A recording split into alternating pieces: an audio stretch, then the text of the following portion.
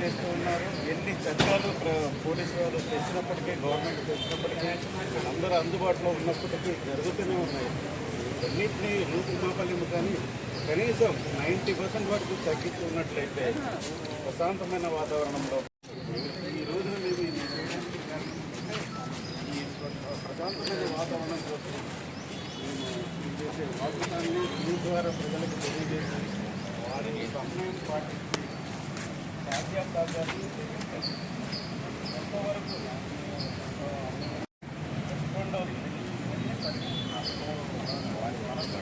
వారి ఆలోచన కంట్రోల్ చేసుకుని మా మీద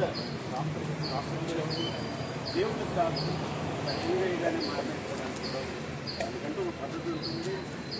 రోజు సుల్తాన్ ఎన్ని ఈరోజు చూడ మనంది చూడు.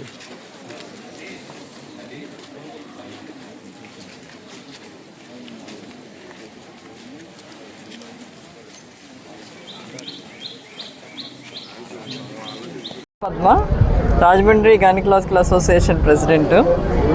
ఈరోజు ఈ ఆగస్ట్ 9th రోజు మనం ఎందుకు ఈ కార్యక్రమాలు చేపట్టామంటే, కరెక్ట్గా ఇదే రోజున 2 సంవత్సరాల క్రితం కలకత్తాలో ఆర్జికర్ హాస్పిటల్లో ఒక పోస్ట్ గ్రాడ్యుయేట్ విద్యార్థిని డ్యూటీలో ఉండగా అమానుషంగా అత్యాచారానికి గురయ్యి ఆపై హత్య గావించబడింది. అప్పటి నుంచి మేము ఎన్నో ధర్నాలు, క్యాండిల్ లైట్ వాక్లు అన్నీ చేస్తూనే ఉన్నాము. ఈ హింసాత్మక ధోరణులు డాక్టర్ల పట్ల, హెల్త్ కేర్ వర్కర్స్ పట్ల ఆపాలి అని చెప్పి, బట్ అవి కొనసాగుతూనే ఉన్నాయి. సో మేము ఈ వాకథాన్ ద్వారా, అలాగే ఈరోజు సమావేశం ద్వారా కొంత సమాజానికి సందేశం ఇవ్వదలుచుకున్నాం. ఏంటంటే, మమ్మల్ని ఈ హింసాత్మక ధోరణి నుంచి రక్షించినట్లయితే, అంటే మీకు ఏమన్నా ఇబ్బంది వచ్చినప్పుడు, అవుట్కమ్ బాగోలేనప్పుడు సంయమనంతో డాక్టర్లతోనూ, హెల్త్ కేర్ వర్కర్స్తోనూ డిస్కస్ చేయండి. శాంతియుత వాతావరణం అసలు ఏం జరిగింది, ఎందువల్ల జరిగింది అనేది తెలుసుకోండి. ప్రతి కేసు అవుట్కమ్ అనేది మన చేతిలో ఉండదు. అవుట్కమ్ బాగాలేనంత మాత్రాన డాక్టర్స్ నెగ్లిజెన్స్ అనుకోవద్దు దయచేసి. కొన్ని సందర్భాల్లో ఏంటంటే, క్రిటికల్ కేసులు మనం ఇచ్చే మందులకు కానీ, ఆ బాడీ యొక్క తత్వాన్ని బట్టి రెస్పాండ్ కాకపోవటం అనే పరిస్థితి వస్తుంది. సో అటువంటి సిచ్యువేషన్లో ఏంటంటే, డాక్టర్లు నిరంతరము పేషెంట్ల కోసమే పోరాడుతూనే ఉంటారు. ఏ డాక్టర్ కూడా, హెల్త్ కేర్ వర్కర్ కూడా ఉద్దేశపూర్వకంగా పేషెంట్కి మాత్రం హాని చేయాలని ఎప్పుడూ అనుకోరు. వారి ప్రాణాలు కాపాడడానికే ప్రయత్నిస్తూ ఉంటారు. అది అర్థం చేసుకోమని, అలాగే మీడియా మిత్రులకి, ప్రజలకి హెల్త్ లిటరసీ అనేది కలుగజేయాలని చెప్పేసి, అలాగే మనది ఏంటంటే డెవలపింగ్ కంట్రీ. మనం ఈ హెల్త్ ప్రాబ్లమ్స్ అనేది వచ్చిన తర్వాత మనం వాటిని నివారించుకోవడం కన్నా కూడా ప్రథమంలోనే నివారించుకోవాలి. ఎలాగా అంటే, మన జీవనశైలి విధానం చక్కగా ఉన్నట్లయితే ఈ డయాబెటీసు, హైపర్ టెన్షన్ ఇలాంటివి రాకుండా ఉంటాయి. ఏదైనా ఇబ్బందులు వచ్చినా కూడా వెంటనే రెస్పాండ్ అయ్యే పరిస్థితి ఉంటుంది. అలాగే నెక్స్ట్ ఏంటంటే, ఇన్ఫెక్షన్స్, పరిసరాలు పరిశుభ్రంగా ఉంచుకోండి, వ్యక్తిగతంగా పర్సనల్ హైజీన్ పాటించండి, ఆహార శుభ్రతను పాటించండి. ఇవన్నీ పాటించినప్పుడు ఏంటంటే జబ్బులు అనేవి రాకుండా ఉంటాయి. ఆరోగ్యంగా జీవించండి. తద్వారా ఏదైనా జబ్బులు వచ్చినా కూడా తొందరగా రికవరీ అనేది ఉంటుంది. డాక్టర్ల మీద కూడా ఇది ప్రెజర్ ఉండదు. మీరు కూడా ఏంటంటే ఈ ఆర్థికంగా దెబ్బతినకుండా ఉంటారు. మీరు పరిశుభ్రంగా ఉండి శారీరకంగా మీరు ఫిట్గా ఉన్నప్పుడు ఏంటంటే ఎక్కువ జబ్బులు గురికాకుండా ఉంటారు. ఇలాంటి డాక్టర్ల మీద ఈ రికవరీ బాగాలేదు అనే దాని మీద డాక్టర్ల మీద దాడులు అనేది లేకుండా ఉంటాయి. అలాగే ఏంటంటే తండ్రులు కూడా పిల్లలు వాళ్ళ బిహేవియర్ ఎలా ఉంది, వాళ్ళు ఏం చేస్తున్నారు కాలేజీలకు వెళ్ళి అనేది గమనించుకుని వాళ్ళు కనుక నియంత్రించుకున్నట్లయితే అనవసరమైన traffic accidents, road traffic accidents అనేవి చాలా ఎక్కువగా ఉంటున్నాయి. అలాంటి క్రిటికల్లీ ఇంజ్యూర్డ్ అనే పరిస్థితి నుంచి మనం రక్షించుకోగలుగుతాం యువతని. ప్రతిరోజు 500 డెత్స్ అవుతున్నాయి ఈ traffic accidents, major cause of deaths. అనే హాస్పిటల్ మనకి దీనిలో చూసుకున్నట్లయితే మెడికల్ నెగ్లిజెన్స్ ద్వారా సంవత్సరానికి 118-200 డెత్స్ అవుతూ ఉంటే అది కూడా తప్పనిసరి పరిస్థితుల్లో అవుతాయని గమనించాలి సమాజం. సో మీడియా మిత్రుల వారికి హెల్త్ లిటరసీ అనేది డెఫినెట్గా ఇంప్రూవ్ చేయాలని కోరుకుంటున్నాము. ఏదైనా సంఘటన జరిగినప్పుడు మీరు వచ్చి ఏం జరిగిందని మా వైపు నుంచి కూడా అడిగినప్పుడు ఏంటంటే మీకు విషయం అనేది సరిగా వెళ్తుంది, ప్రజల్లోకి వెళ్తుంది ముందు మీ ద్వారాగాను. సో వాళ్ళు కూడా ఏంటంటే అగ్నికి ఆజ్యం పోసినట్టుగా కాకుండా వాళ్ళకి విషయం ఏంటనేది తెలిసినప్పుడు ఈ దాడులు అనేవి కొంత నియంత్రణలోకి వస్తాయని చెప్పేసి మేము అనుకుంటున్నామండి. కరెక్ట్గా 2024 ఇదే రోజున కలకట్టాలో పీజీ విద్యార్థిని హాస్పిటల్లో వైద్య సేవ చేసి కొంత రెస్ట్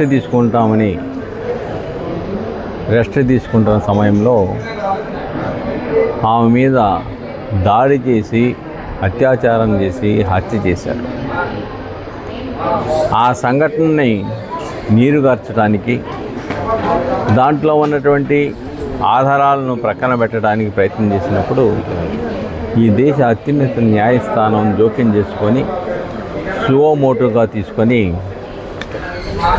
సిబిఐ విచారణ జరిపించిన తర్వాత వాస్తవాలు వెలుగులోకి వచ్చినాయి. ఆ కేసుని 5 నెలల్లోనే పరిష్కరించేసి అతనికి జీవిత ఖైదు వేశారు. ఇక్కడ బాధాకరమైన అంశం ఏంటంటే, ఎవరినైతే ప్రాణదాత అని డాక్టర్లు అంటూ ఉన్నామో వాళ్ళకి రక్షణ కావాలి అనే పరిస్థితి రావటం దురదృష్టకరం.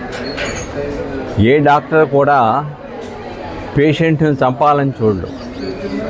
తన శక్తి వంచన లేకుండా ఆయన్ని బతికిస్తే తద్వారా తన హాస్పిటల్కు మంచి పేరు వస్తుంది, మరింతమంది పేషెంట్లు వస్తారని ఆకాంక్షిస్తారు.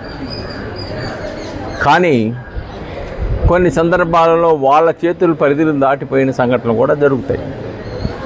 ఆ జరిగినప్పుడు దాన్ని ఆ మరణానికో లేకపోతే ఆ సంఘటనకో డాక్టర్ని బాధ్యులు చేస్తూ కొంతమంది జనాలను మొబలైజ్ చేసి హాస్పిటల్ మీద దాడులు చేయటం, డాక్టర్ల మీద దాడులు చేయటం, ఒక భయానక వాతావరణాన్ని సృష్టించడం లాంటి చేస్తూ ఉన్నారు. దాన్ని అయితే చట్టం అనుమతించటంలా. ఒకవేళ ప్రత్యేకంగా డాక్టర్ల కోసం రక్షణ చట్టం పెట్టారు, వాళ్ళ యొక్క ఆస్తులు ధ్వంసం కాకుండా చట్టం ఉంది, 2007లోనే ఉంది. దాని ప్రకారం వాళ్ళు శిక్షార్హులు. అంతేకాకుండా నష్టపరిచినటువంటి ఆస్తి ఎంతైతే ఉందో దానికి రెట్టింపు పెనాల్టీ ఆ యొక్క ముద్దాయి దగ్గర వసూలు చేసేటువంటి పరిస్థితి చట్టంలో ఉంది. రెండో వైపున దాడులు చేసి హత్యలు చేస్తే జీవిత ఖైదు, మరణశిక్ష ఉంది. అలాగనే ఆయుధాలతో రాడ్డులతో దాడులు చేసేస్తే 10 సంవత్సరాల వరకు జైలు శిక్ష ఉంది. కాబట్టి చట్టాలు కఠినంగానే ఉన్నాయి. చట్టాన్ని అమలు చేసేటువంటి యంత్రాంగం కొద్దిగా మరింత క్రియాశీలకంగా పనిచేయవలసినటువంటి ఆవశ్యకత ఉన్నది. కాబట్టి ఏదేమైనప్పటికి కూడాను ఆ మృతి చెందినటువంటి కలకటా పీజీ విద్యార్థినికి ఆత్మకు శాంతి సమకూర్చాలని, ఇటువంటివి పునరావృతం కాకుండా వాళ్ళు కూడా 2019 సంవత్సరంలో నాకు తెలిసి దేశవ్యాప్తంగా డాక్టర్లకు రక్షణ కొరకు చట్టం రూపకల్పన చేయాలని చెప్పేసి నివేదికని ప్రభుత్వానికి ఇచ్చున్నారు. కాబట్టి డెఫినెట్గా దేశవ్యాప్తంగా వాళ్ళ మీద ఏ దాడులు జరిగినా కానీ రక్షణకు సంబంధించి చట్టాన్ని రూపకల్పన చేయవలసిన అవసరం కూడా ప్రభుత్వం మీద ఉంది. ఏదేమైనప్పటికి కూడాను ఈరోజు డాక్టర్ల మీద జరుగుతున్న దాడులను నిరసిస్తూ ఇటువంటి పునరావృతం కాకూడదని చెప్పేసి సభ పెట్టుకోవాల్సిన పరిస్థితి రావటం బాధాకరమైన అంశమైనప్పటికి కూడాను చట్టాలను ఉపయోగించండి. ఎందుకంటే ప్రతి హాస్పిటల్లో కూడా సీసీ కెమెరాలు పెట్టండి. ఒకవేళ సంభాషణ ఉంటే కాల్ డేటా రికార్డ్ చేయండి. ఇమీడియట్గా పోలీసులకు ఫిర్యాదు చేయండి. డెఫినెట్గా ఇటువంటి కొంతవరకు కంట్రోల్ అవుతాయి. కాబట్టి డాక్టర్లు తీసుకోవాల్సిన జాగ్రత్తలతో పాటు వాళ్ళు వ్యవహార శైలి కొద్ది హాస్పిటల్ ఏళ్ళ మీద లెక్కపెట్టే హాస్పిటల్లో కొన్ని తప్పుడు పనులు జరుగుతున్నాయనే సమాచారం ఉన్నప్పుడు కూడా అది మిగతా వాళ్ళందరికీ అంటగట్టకూడదు.